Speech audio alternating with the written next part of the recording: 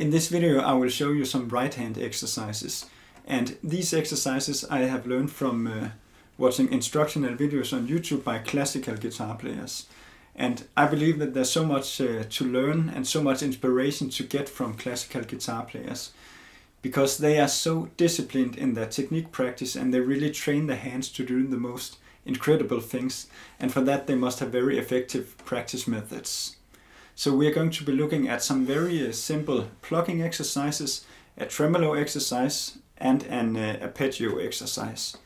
And these exercises are very effective for warming your fingers and hand up on a pure physical level. But the purpose of these exercises is also to develop absolute muscle memory for accuracy in touch, to develop your tone, and then to develop and balance your skills in all of your right hand and in each finger. And now I will demonstrate the exercise for you slowly so you can see what's going on, and then we will talk a bit about it afterwards.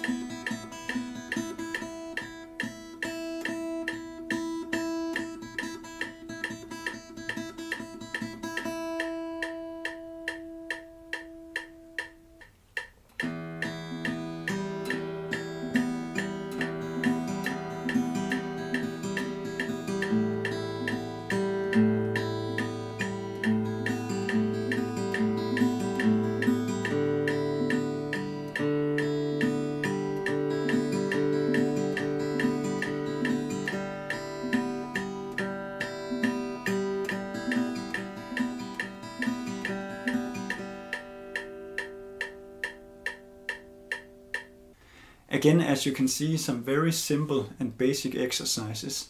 And I find that these exercises are so effective because you're really isolating the training of the right hand and each finger.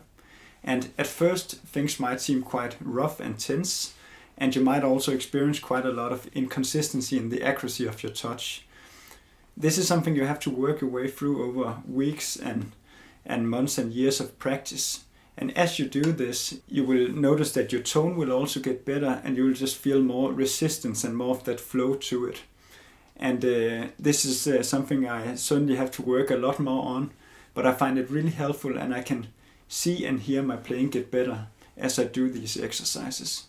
At first, I don't recommend you to use a metronome so that you can just put 100% of your attention into developing good muscle memory for accuracy in your touch and get that focus on getting that fluent and flowing motion going. And then once things start to feel more trustworthy and consistent, you can start to add challenge by using the metronome for working on timing and tempo and stuff like that. Again, just like the first exercises for the left hand, I'm alternating between slow and faster tempo. And again, that's to give myself the chance and a bit of time to let go of tension in the fingers and the forearm along the way as I'm slowing down a little bit. One thing you might notice and wonder about is that I'm including the pinky for these plucking exercises. And this might seem odd since the pinky is not really a finger you use for plucking the strings and playing in this way. But let me just explain that. So I was watching some instructional videos on YouTube by a professional classical guitar player and teacher. And she said that when you're working on your motor skills and strengthening the motor skills for each finger, you're actually also strengthening the motor skills for the one or the ones next to it a little bit. And in that way, the ring finger will always be the weaker link because we're not really practicing and playing with our pinky in this way. So it's not getting any support in terms of motor skills from this side. So when I'm including the pinky in these exercises, I'm doing that intentionally to help the ring finger. And in this way, we are creating a lot more balanced skill set in the right hand with each finger. This is a good thing to work on because we're using the ring finger a lot for fingerstyle guitar. And if it's a lot weaker than the other fingers, it will cause you problems. And it will cause tension that will also harm what you're doing with the other fingers. So this is a really good thing to work on. And I only discovered this a couple of months ago.